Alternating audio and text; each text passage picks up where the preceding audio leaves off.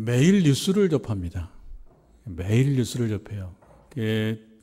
TV 뉴스를 통해서 접하고 또 지인들을 통해서도 접하고 요즘에는 휴대폰을 통해서도 뉴스가 늘 쏟아져 나옵니다. 좋은 뉴스도 물론 많이 있습니다만 불편한 뉴스도 참 많습니다. 불안한 뉴스도 많습니다. 봐서 마음에 유익이 없는 뉴스들도 많이 있습니다. 아쉬운 일입니다. 사람들은 좋은 덕목, 좋은 가치를 담고 있는 말들을 많이 합니다. 정의라고 하는 말은 동서고금을 막론하고 시대를 관통해서 늘 좋아하고 말해왔던 말 아니겠습니까? 정의, 공의, 사랑 이런 말들은 참 많습니다. 아주 반갑습니다. 그런데 삶의 현실로 우리가 좀 들어가 보면 이 정의와 공의가 고무줄 같습니다. 늘었다가 줄었다가 합니다. 상황에 따라 달라집니다. 그리고 제각기 다릅니다. 정의와 공의의 내용이 제각기 달라요. 그 말만 하면은 다 동의했는데 강론으로 들어가면 또 달라요. 늘었다가 줄었다가 그래요. 상황에 따라 달라요. 당혹스럽습니다. 평화를 외치죠. 늘 평화를 얘기합니다. 언제나 평화가 얘기가 됐었습니다. 전쟁 중에도 평화는 늘 얘기가 됩니다. 참 아이러니하죠. 싸우고 있는데 평화를 말합니다. 인류의 역사는 전쟁의 역사라고 말들도 합니다. 개인도 그렇습니다. 인류의 역사가 그렇다면 개인이 모여서 인류가 되는 거니까 개인의 역사도 마찬가지죠. 우리가 날 때부터 지금까지 오기까지 늘 평화를 사랑하고 사랑을 얘기했지만 그러나 돌이켜보면 참 많이들 싸워왔고 갈등도 많이 일으켜왔기 때문에 이 사실 또한 아이러니하고 역설적이지 않을 수가 없습니다. 그래서 평화를 외치고 사랑을 말하면서도 그러지 않은 현실의 모습, 그래서 이것이 두 개가 충돌하는 걸 보면 사람은 이중적인가 그런 생각도 하게 됩니다. 좋은 말을 우리가 참 많이 합니다. 그런데 현장으로 들어가면 좋은 말은 사람들 없을 때 하는 얘기고 현실과 현장으로 들어가면 이해관계가 우선순위입니다. 이해관계에 따라서 좋아지기도 하고 이해관계에 따라서 나빠지기도 하고 그렇습니다. 현실적으로 사람은 세월과 함께 늙어갑니다. 피할 수가 없습니다. 그리고 육신이 약해집니다. 육신이 약해지면 마음도 약해집니다. 마음이 약해지면 불안해집니다. 우리는 이런저런 모양으로 가치관이 형성이 되어 있습니다. 내 스스로 만들어냈다고 생각하지만 사실은 외부에서 만들어진 가치관이 나에게 들어와서 내 가치관인 양 이렇게 행사가 되는 가치관도 많이 있습니다. 그 가치관들은 대체로 세속적 가치관인 경우가 많습니다. 그러니까 성공과 출세와 또 이런 것들입니다. 근데 그 가치관으로 자기를 판단합니다. 아니어야 되는데 우리는 세속적 가치관으로 자기를 판단하기도 하고 남을 판단하고 그렇습니다. 근데 그 세속적 가치관으로 자기를 판단하게 되면 만족하다라고 얘기하는 분이 적습니다. 세속적 가치로 놓고 봤을 때 그만큼 도달하지 못했다라고 생각하는 경우가 많습니다. 그래서 속상합니다. 나는 그만큼 못하니까.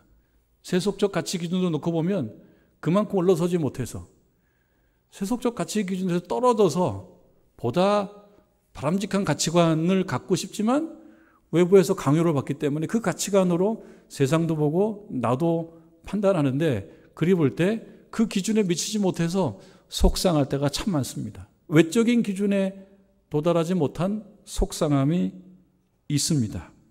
때때로 우리는 관계에 있어서도 실패할 때가 많습니다. 관계 없이 살 수 없죠. 사람들 모여서 사람끼리 관계를 맺고 삽니다. 그런데 그 관계는 마치 접시와도 같이 종종 깨집니다. 관계가 깨지면 상처가 큽니다. 마음이 힘들어요. 경험해 보셨을 것입니다. 관계가 깨지면 마음이 힘들고 그저 몇 분에 끝나지가 않아요. 한참 가요. 그 관계가 깨지게 되면. 그래서 평강이 아닌 불안한 상태로 살아갈 때가 많습니다. 인생은 불안한 거야 라고 생각하고 접고 살 때문에 그렇지 혼자서 가만히 있을 때 지금 처음부터 말씀한 불안한 뉴스부터 시작한 여러 가지 불안한 내용들은 우리 삶에 만연해 있습니다. 신앙생활도 다르지 않을 때가 많습니다. 신앙생활에도 매너리즘이 종종 찾아와요. 형식주의가 종종 찾아와요. 생생함이 없고 감동이 좀 없고 뭔가 이렇게 뭉클한 것이 없이 형식적으로 하는 그런 매너리즘이 종종 찾아와서 실망과 낙심을 종종 경험하는 것도 사실이 아니냐. 그렇기 때문에 소결론입니다. 그렇기 때문에 불안하기 때문에 평안하지 않기 때문에 평강이 결핍되어 있기 때문에 그저 그냥 그렇게 살고 덮어놓고 사는 것이 옳으냐? 그렇지 않죠. 그렇기 때문에 우리는 그 문제를 해결하기 위한 카드를 찾는 거 아니겠습니까? 그 카드를 찾아야 되는 것입니다. 우리가 살아가면서 겪는 그런 불편한 상황들, 불안함, 부조리를 이겨내고 극복할 수 있는 카드를 찾아내는 것입니다.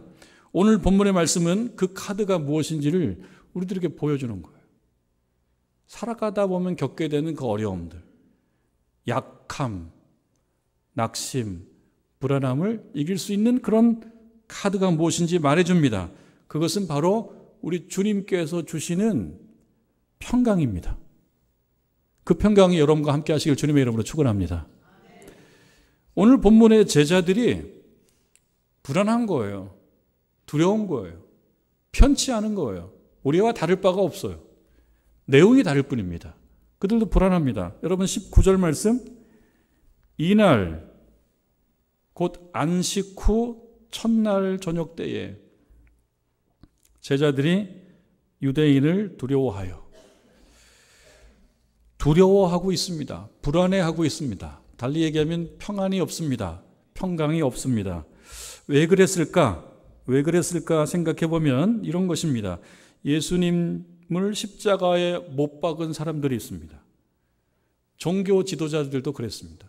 대제사장들, 그리고 오늘 말씀에 유대인들이라고 이야기하는 그 시대의 종교적 실력자들입니다. 바리새인들입니다. 제자들도 같은 일당이 아니냐라고 생각합니다. 그래서 그들이 자신들을 잡아서 죽일 수도 있다라고 하는 두려움이 있습니다. 그래서 제자들은 문을 잠갔습니다. 문을 꼭 잠갔어요. 그리고 두려움 속에 숨어 있었습니다. 어쩌면 이것을 우리 삶에 적용하면 우리도 조금 이 국면은 다르지만 문을 잠그고 살 때가 있지 않냐. 그런 생각을 해보게 돼요. 불안하니까 단절이 편해서 그 형식은 달라요. 문을 잠그는 형식은 달라요. 물리적인 문을 잠그는 것보다는 물리적이지 않은 심리적 문을, 정신적 문을 또는 영적인 문을 잠그는 경우가 왜 없겠습니까? 이유는 불안하기 때문에 접촉하는 것보다는 단절하는 게 낫다. 그렇게 생각하는 면이 있을 것입니다. 제자들은 문을 잠그고 두려움 속에 숨어 있었습니다. 예수님의 부활 이전까지는 그들에게 죽음의 공포, 이것은 엄연한 사실입니다. 부인할 수 없는 엄연한 사실입니다. 또 왜 그들은 불안했을까? 여러분, 제자들은 예수님을 따르는 무리들이었어요. 우리들도 마찬가지입니다. 우리들도 예수님을 따르는 그리스도인, 크리스찬, 헬라어로 크리스토스, 예수님을 따르는 사람들이에요. 베드로는 대표적인 예수님의 제자였습니다. 지금도 그렇습니다. 그런데 그 베드로 어땠습니까? 제가 예수님 떠나는 일은 없습니다라고 너무 강하게 확신에 차게 얘기했었던 그 일이 바로 엊그제 일 아니었습니까? 그런데 자기가 자신을 아주 확실하게 몰랐던 거예요. 베드로는 예수님을 3번이나 부인을 했습니다. 부인하는 자신의 모습을 아마 객관화시키면서 부인했더라면 아마 그랬을 수도 있어요. 나 지금 부인하고 있네. 근데 어쩔 수가 없네. 예수님을 부인하고 있는 그 모습을 사람이니까 그 능력이 있어요. 객관화시키면서 자기를 보면서 부인하는 그 마음은 또 얼마나 힘들었을까. 여러분, 우리가 말씀을 통해서 나중에 베드로가 통곡하였더라. 통곡해요. 그러지 않기를 바라는데 육신이 약한 거예요. 내 마음이 약한 거예요. 그래서 부인했던 일이 있었어요. 다른 제자들은 더 했죠. 베드로는 예수님께서 십자가에 달리시기 전에 그렇게 고통받는 모습들, 그 대제사장의 그 뜰을 좀 멀리서 바라보는 지점까지 갔었는데 다른 제자들은 없어요. 무슨 얘기입니까? 다들 도망갔죠.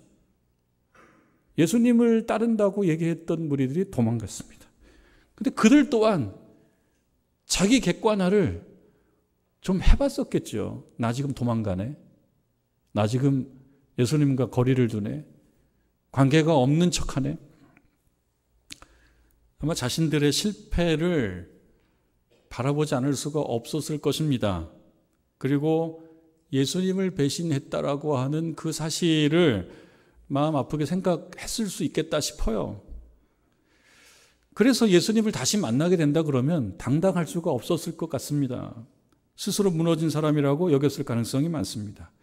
그러니 예수님을 만난다고 해도 부끄러움과 죄의식 때문에 그 만남이 그리 반갑지 않을 수도 있었겠다. 그런 마음으로 인하여 그 마음의 두려움과 불안함이 더 증폭됐겠다. 예수님이 죽으셨습니다. 믿었던 예수님이 죽으셨어요. 부활에 대한 이야기를 모르는 바는 아니지만 지식으로 알게 됐을 때 그 지식이 자기의 마음을 울리지는 못해요. 우리가 뭔가를 안다라고 얘기했을 때 그저 기사로 아는 것과 내가 그 사실을 깊게 동의하는 것, 그거를 깊게 내 것으로 삼는 거는 좀 다릅니다. 알고 있는 것과 믿는 거는 다르죠. 그러니까 예수님이 부활하셨다라고, 혹시 부활하신다라고 하는 이야기를 알고 있는 것은 믿는 것과는 좀 다를 수가 있어요. 근데 이 사실을 믿기가 참 힘든 내용들이란 말이죠. 예수님은 죽으셨고 부활 소식이 들리긴 하지만 믿기가 어려워요. 제자들이라고 하더라도. 자신들이 앞으로 무엇을 해야 될지, 나는 어디로 가야 될지 확실하지가 않습니다. 이 불확실성은 그들이나 우리나 마찬가지입니다. 사람들이 때때로 마음이 무겁고 힘들고 불안하고 우울해질 때는 반드시 미래에 대한 불확실성이 있어요. 내일 뭐가 펼쳐질지, 그냥 내일은 온전할지, 내일은 괜찮을지, 뭔가 좋은 일이 있을지에 대한 그런 불안함이 있을 때 그때는 우울해지고 불안해집니다. 예수님 안 계시는데 우리는 어떻게 해야지? 정체성에 어떤 어려움이 있습니다. 신자로서의 정체성에 어려움이 있을 때 그때 사람들이 힘들어하는 거예요. 이러한 때에 감사하게도 이러한 때에 주님께서 그들을 찾아오셨어요. 베드로는 부인을 했고 제자들은 도망갔었지만 그러나 예수님은 그럴 것 같지 않았습니다. 그들을 찾아오셨어요. 그 예수님이 오늘 이 시간, 또 이날 저를 찾아오시기를 바라고 여러분들을 찾아오시기를 주님의 이름으로 축원합니다. 그것입니다. 그것이 핵심입니다. 우리 주님께서 저와 여러분을 찾아와 주신다 그러면 얼마나 감격스러운 일이겠습니까? 두려워하고 불안해하고 삶에 지치고 미래에 대한 불확실성이 있는 가운데 나 혼자 하기가 좀 어렵다라고 느낄 때가 있거든요. 사람들마다 제각기 있어요. 잘 살아오다가도 갑자기 툭 꺼질 때가 있어요. 잘 살아오다가도 약해질 때가 있어요. 나 혼자 이렇게 이거를 감당하기가 힘들다라고 느낄 때 우리 주님께서 저를 찾아오시고 여러분들을 찾아오신다면 그것이야말로 복된 일이 될 것입니다. 예수께서 이들을 찾아오셨어요. 오늘 말씀이죠. 19절 문을 닫았더니 예수께서 오사 그랬습니다. 예수께서 오신 거예요. 이것이 복음인 거예요. 예수께서 오신 거예요. 근데 아직은 이 사실이 복음인지를 아직은 모르고 있어요. 조금 더 진행이 돼야 됩니다. 예수께서 오사 가운데 서서 이르시되 말씀하십니다. 너희에게 평강이 있을지어다. 우리 주님께서 저를 찾아오시고 여러분을 찾아오셔서 너희에게 평강이 있을지어다. 이렇게 말씀해 주시길 주님의 이름으로 축원합니다. 예수님께서 주시는 평강은 무엇인가? 그래서 이것은 단순히 기분이 좋거나 스트레스가 없거나 이런 정도가 아닙니다. 이것은 하나님과의 관계성에 대한 회복입니다. 전지전능하신 하나님이 계신다라고 하는 것을 아는 것, 그거를 체감하는 것입니다. 하나님과의 관계 속에서 오는 전인격적인 평안함입니다. 그렇기 때문에 이런 평안이 있을 때와 없을 때는 차이가 큰 것이에요. 예수님이 이 제자들을 찾아오셨을 때 이들에게 필요한 것들이 있어요. 뭐가 필요하냐면 평강이 필요한 거예요. 평강이 좀 결핍되어 있는 거예요. 평강이 결핍되어 있기 때문에 그 다음 단계로 나아가기가 어렵다고 생각하신 거예요. 평강이 없으면 다음 단계로 나아갈 수가 없습니다. 오늘 이 말씀을 보니 여러분 21절 말씀에도 또 말씀하시거든요. 예수께서 또 이르시되 너희에게 평강이 있을지어다 이렇게 말씀하신 후에 아버지께서 나를 보내신 것 같이 나도 너희를 보내노라. 그러니까 예수님께서는 이 제자들을 어디로 보내시기를 원하세요. 그건 우리들에게도 마찬가지일 거예요. 우리 주님께서 우리를 어딘가로 보내시기를 원하세요. 그 어딘가는 무엇입니까? 하나님 말씀, 복음이 필요한 곳입니다. 하나님의 살아계심, 하나님의 사랑을 전해야 되는 어떤 상황과 무대를 얘기해요. 그곳으로 보내기를 원하시는데 가만히 보니 가서 그 일을 감당할 수가 없는 거예요. 왜 감당할 수가 없어요? 평강이 없으니까. 평강이 없다는 건 달리 얘기하면 두려워하니까. 불안이 크니까. 불안해하고 두려워하고 그 마음에 평강이 없이 어떤 무대에 가서 하나님의 살아계심, 하나님은 살아계십니다. 이것을 실감나게 말할 수가 없어요. 너희에게 평강이 있을지어다라고 하는 것은 기분이 좀 좋아지기를 바란다. 요즘 스트레스가 심하지 스트레스가 없기를 바란다 라고 하는 것 이상입니다. 하나님과의 관계 회복입니다. 하나님이 살아계시는 거고 살아계신 하나님께서 우리 인생 가운데 오셔서 인생을 만져주시는 거고 이끌어 주신다라고 하는 그 사실을 다시 회복하는 것입니다. 그래야지만이 그 무대에 가서 평강을 말할 수가 있고 복음을 말할 수가 있기 때문에 먼저 선포하시는 것이 뭐예요? 너에게 평강이 있을지어다 라고 말씀을 하시는 것입니다. 예수님께서 주시는 평강은 인생의 모든 영역에 관련이 있습니다. 내 마음도 그렇고 내가 살아가는 삶의 관계도 그렇고 어떤 모든 상황 속에서 내가 하나님께 속해 있다라고 하는 확신 속에서 누리는 담대함 그리고 여유이다. 달리 말하면 내가 하나님께 속해 있다라고 하는 확신이 없으면 그거에 대한 어떤 심적인 전적인 동감이 없으면 그 다음에는 담대함이 없다는 거예요. 담대하지 않으면 불안하죠. 눈치 보게 돼 있죠. 뭔가 잘못이 없으면서도 마음이 편치 않습니다. 그리고 우리가 삶에서 참 소중하게 생각하는 단어인데요. 여유가 없어요. 여유가 없으면은 누구하고 평화로운 관계를 맺을 수가 없습니다. 여유가 있으면요. 한 대, 두 대 툭툭 쳐도 그저 다 포용할 수가 있어요. 근데 여유가 없으면 어떻습니까?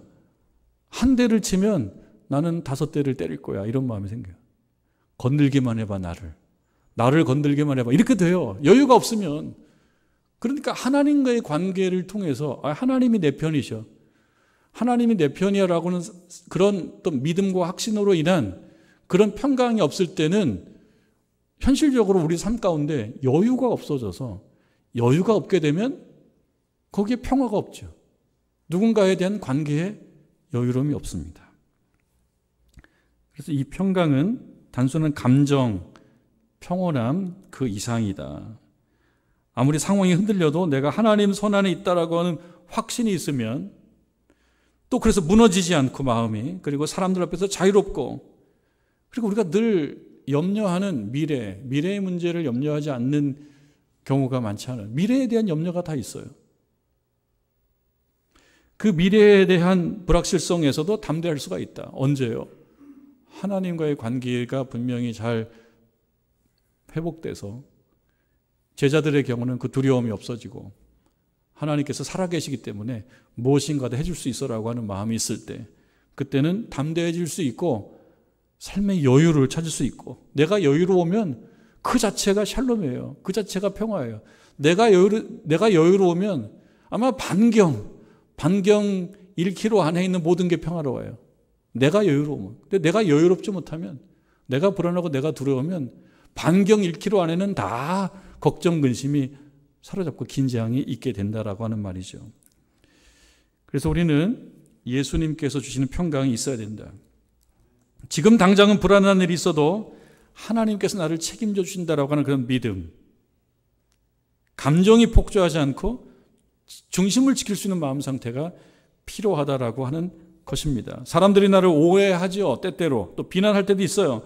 그러나 하나님이 나를 아시기 때문에, 하나님이 나를 아시니까, 하나님이 내 마음을 아시니까 크게 휘둘리지 않고 선하게 대응할 수가 있어요. 근데 그렇지 않으면 선하게 대응이 잘 안 돼요. 하나님이 나를 알아봐 주시니까, 내가 내 마음이 어떤지 알아봐 주시니까, 내가 네 마음 안다라고 하면 선하게 이렇게 대할 수가 있어요. 앞일에 대한 염려는 누구나 갖고 있는데, 앞일이 보이지 않아도 하나님의 인도를 신뢰하게 되면 오늘을 충실하게 살 수가 있습니다. 그래서 오늘 주님께서 제자들 찾아오셔서 평강이 있을지어다, 이 이야기는 무엇입니까? 내가 너희를 인도하겠다라는 뜻입니다.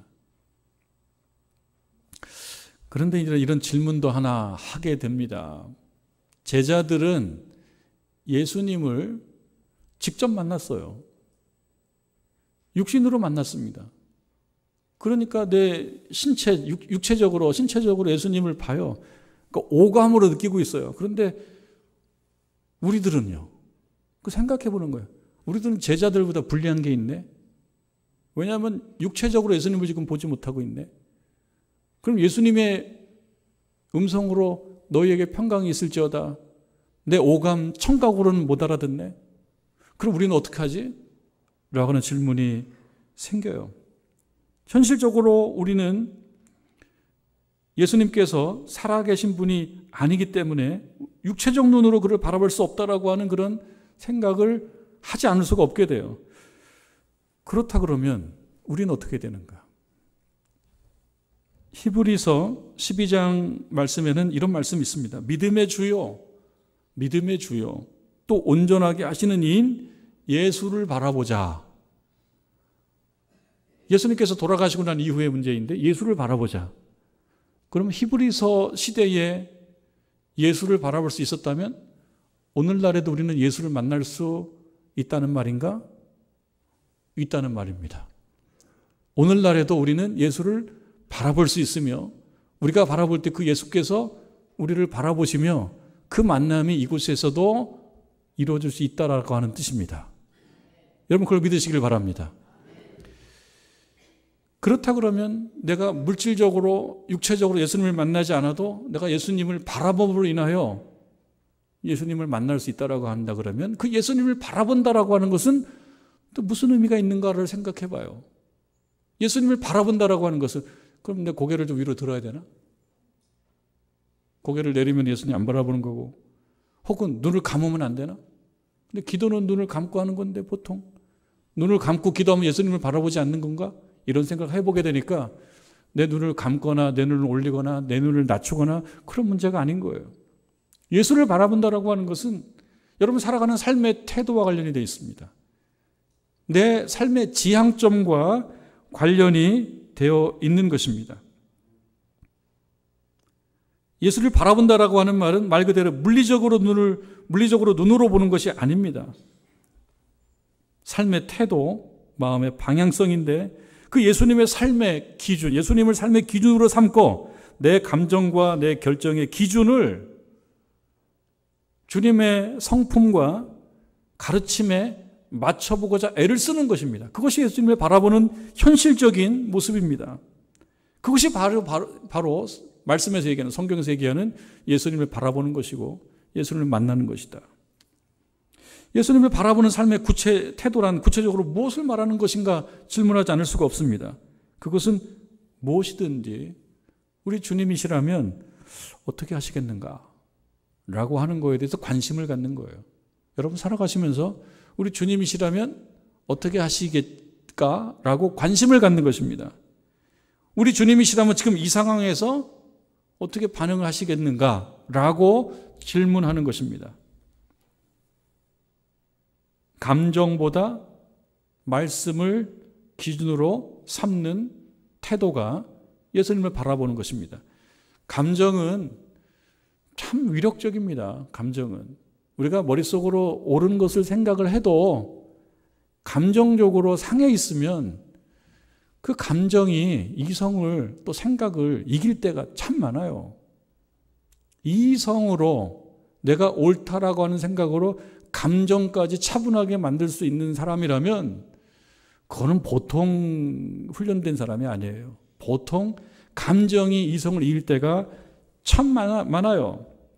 내 감정이 억울하고 내 감정에 분노가 있으면, 내 감정이 낙심이 있으면 그러면 내 삶이 평강하지 않아요. 근데 그 감정보다 하나님의 말씀을 따르겠다라고 결정하는 것. 내 말씀은 그렇지만 내가 예배 시간에 말씀을 듣는 시간에 주님께서 주시는 그 원리를 내 감정보다 위에 놓겠다라고 내가 마음먹는 것. 그 방향으로 반응하겠다라고 내가 마음먹는 것이 그 태도가 바로 우리 주님을 바라보는 것입니다. 불안한 상황에서 나의 시선을 문제가 아닌 문제에 집중을 하게 되면 문제에 빠져버리죠. 빠져버리면 나올 수가 없어요. 빠질 때가 있는데 여러분, 우리가 물에 들어갈 때도 조금 들어가다가 더 깊게 들어가면 내가 그 물을 이기지 못하는 지점이 있단 말이죠. 그 지점에서 나와야 되는 거예요. 문제 속에 깊게 빠지지 않고 우리 주님의 인도하심에 집중하는 것. 그것이 예수를 바라보는 거예요. 내가 이 상황을 어떻게 벗어날까라고 하는 인간적 차원에 집중하고 몰두하는 것이 아니고 하나님께서 이 상황 속에서 나에게 원하시는 태도가 무엇일까라고 하는 질문, 그것을 묻는 삶이, 그것이 바로 우리 주님을 바라보는 삶인 것입니다. 우리 주님을 바라볼 때 우리 주님께서 우리들에게 이 불안과 두려움을 이길 수 있는 평강을 주시는 것입니다. 제자들은 두려움 가운데 문을 닫았지만 우리 주님께서 그 가운데 오셨습니다. 오늘도 우리에게 적용해보자면 우리들의 마음이 이런저런 이유로, 이런저런 약함과 이런저런 상황으로 인하여 마음에 닫혀 있다고 하더라도 우리 주님은 우리를 찾아오십니다. 왜요? 우리가 예배 가운데 나왔으니까. 예배 가운데 나온 거예요. 그리고 너희에게 평강이 있을지어다, 이렇게 말씀하시는 거예요. 그 말씀이 제자들의 두려움을 꿰뚫는 위로가 되었듯이 오늘 우리에게도 말씀을 통해서 동일한 위로를 주시는 것이고 위로를 받습니다. 여러분, 이 시간에 우리 하나님의 위로와 격려를 경험하실 수 있기를 주님의 이름으로 축원합니다. 22절 말씀에 보면 이 말씀을 하셨어요. 너에게 평강이 있을지어다. 평강을 경험한 자가 그 무대에 가서 제자의 삶을 살 수가 있다라고 말씀하셨거든요. 그리고 22절에 이어서 이야기하십니다. 이 말씀을 하시고 그들을 향하여 숨을 내쉬며, 그들을 향하여 숨을 내쉬며. 숨 쉰다라고 하는 것은 평범한 거잖아요. 아주 평범한 건데 여기서 숨을 내쉬는 거는 이 평범한 이상의 의미를 갖는 거예요. 예수님의 숨을 내심. 우리가 이 예배 가운데서도 우리 주님의 숨이 우리에게 가까이 와서 그 숨으로 인하여, 예수님의 숨으로 인하여 우리 가운데 충만히 임하기를 바랍니다. 여러분, 이 말씀 보면 숨을 내쉬며 이르시되, 그것은 뭐와 연관이 되어 있냐면 성령을 받으라. 예수님께서 이 시간에 우리들에게 오셔서 숨을 내쉬며 말씀하시는 거예요. 숨을 내쉬며 말씀하시는데 성령을 받아라. 그러니까 이 말씀은, 숨을 내쉰다라고 하는 말씀은 성령을 주시는 거하고 연관이 되어 있어요. 이건 명령입니다. 성령을 받으라. 주는 것을 받으라. 그러니까 공이 어디에 있다는 거예요? 너희에게 있다는 거지. 받고 안 받고가 여러분들에게 있는 거예요. 우리 주께서 이 시간에 평강을 주시고 성령을 주시는데 안 받으려고 마음 먹으면 안 받을 수도 있다는 것입니다. 성령을 받으라. 누가? 너희가. 무조건 받는다 그러면 이렇게 말씀하실 필요도 없잖아요. 근데 성령을 주시고 평강을 주시는데 우리가 받아야 될 손을 뒷짐으로 딱 한다고 이렇게. 뒤로 가고 손을 안 내밀어요. 받으라라고 얘기했는데 받으라라고 얘기하면 받아야죠. 이렇게. 주세요 애기들이 하는 것처럼. 주세요 하면서 받아야 되는데 딱 보니까 필요가 없는 것 같아. 안 받아. 근데 주님께서는 말씀하십니다.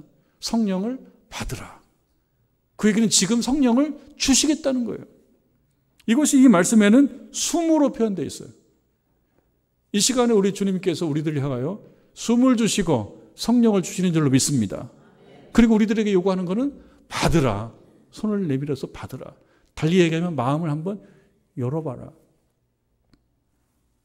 그렇게 말씀을 하시는 것입니다. 예수님을 바라본다라고 하는 것은 이렇게 단순히 관념적인 말이 아니에요. 매일의 선택이고요. 내 감정적 반응이고요. 삶의 상황 속에서 드러나는 나의 태도입니다. 그것이 바로 믿음으로 사는 삶이다라고 하는 것입니다. 그 가운데 우리 주님이 주시는 평강이 깊어지고 그 평강이 자라나는 거예요. 예수님께서 제자들에게 먼저 주신 것이 사명이 아니에요. 그곳에 가서 사명을 감당해라 그것이 아니고 평강을 먼저 주시는 거예요. 평강을. 왜냐하면 평강은 주님 주시는 평강은 모든 참된 신앙의 출발점이기 때문에 그렇습니다. 그래서 우리들에게 말씀하시는 거예요. 내가 평강을 줄 것이고 성령을 줄 것인데 너희는 그것을 받으면 된다. 받지 않으려고 하는 마음이 있으면 안 받는 것인 거죠. 받지 않으려고 하는 마음이 있는지 없는지는 내가 살펴야 됩니다. 나는 주님께서 주시는 평강과 성령을 받지 않으려고 하는 태도가 있는가. 마음을 여시기를 바라고 우리 주님이 주시는 평강을 받아 누리시기를 바라고 그리고 성령을 받기를 주님의 이름으로 축원합니다.